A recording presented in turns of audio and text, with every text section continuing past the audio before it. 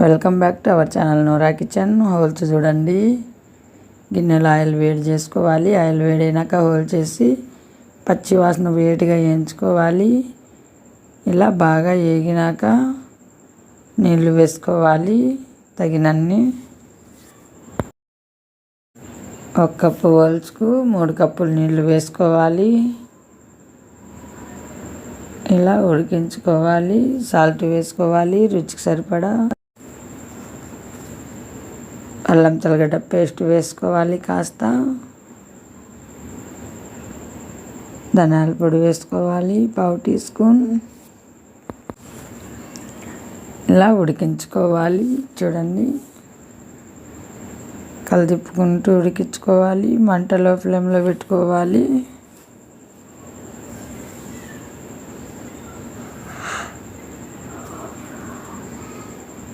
హోల్స్తో చూడండి చక్కగా రెడీ అవుతుంది.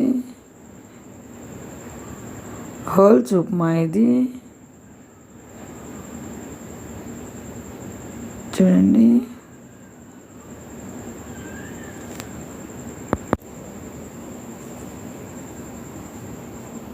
ఇలా కలదిప్పుకుంటూ ఉడికించుకోవాలి. చక్కగా రెడీ అయింది చూడండి.